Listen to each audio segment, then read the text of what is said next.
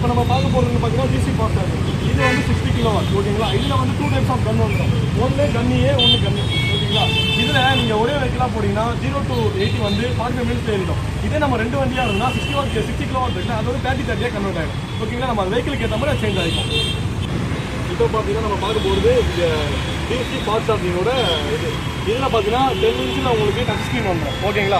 And வந்து கன் ஏ, கன் B இது ரெண்டுமே இப்போ அவைலபிளாக இருக்கனால உங்களுக்கு அவைலபிள்ன்ற ஸ்டேட்டஸ்மே காட்டுறோம். இன்னொன்று என்னென்னு பார்த்தீங்கன்னா உங்களுக்கு வைஃபை இந்த இதில் வந்து சார்ஜிங் பாயிண்ட் வந்து எப்பயுமே ஆனில் இருக்கணும். ஏன் அப்படின்னு கேட்டிங்கன்னா E4Me ஆப்பில் அப்போ தான் இந்த சார்ஜிங் பாயிண்ட் இருக்குன்றது வரையும் நம்ம விசிபிள் ஆகும் ஓகேங்களா. அதனால என்னென்னா கஸ்டமருக்கு ரொம்ப ஈஸியாகவும் ரொம்ப கன்வீனியன்ட்டாகவும் இருக்கும் லொக்கேஷன் வைஸ் பார்த்து வரதுக்கு.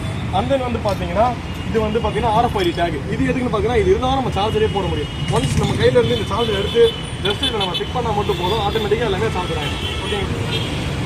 இப்போ பார்த்தீங்கன்னா டேரக்ட் சார்ஜிங் எப்படி நம்ம வண்டியில் ஆக்டிவேட் பண்ணுறதை பற்றி இப்போ நான் ஆக்டிவேட் பண்ணுறேன் வாங்க பார்க்கலாம்.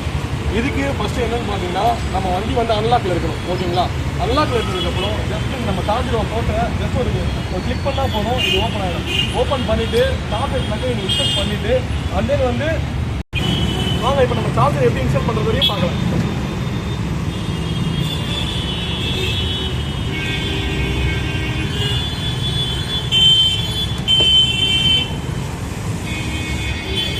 பாருங்க இப்போ நம்ம அதில் சார்ஜர் கேபிள் இன்சர்ட் பண்ணிட்டேன். பண்ணணுமே இங்கே பாருங்க கரெக்டா கிளிக் டு ஸ்டார்ட் ஓகேங்களா. ஒன்ஸ் நம்ம அதை கிளிக் பண்ணி ஸ்டார்ட் பண்ணால் போதும் நம்மளோட இது RFID கார்டு வந்துடும்.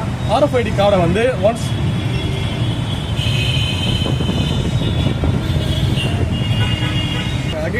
அகைன் நான் இப்போ நான் வைக்கிறேன் RFID கார்டு வைக்கிறேன். இப்போ பாருங்க வெஹிக்கிளோட ஆக்சஸ் காட்ட பாருங்க. இப்போ பாருங்க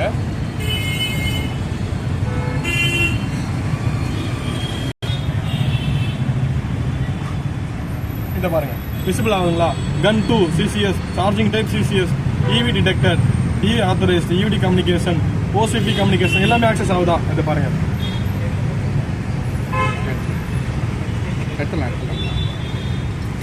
சார்ஜிங் பாருங்க ஆட்டோமேட்டிக்காக இப்போ பாருங்க 84ல் இருக்கு பேட்டரி லெவல். அப்போ பாருங்க அப்படியே அதிலே மென்ஷன் ஆகுது பார்த்தீங்களா. பவர் யூட்டிலைசிங் 28.54, எனர்ஜி சப்ளைடு இது பாருங்க 0.047 கிலோவாட்.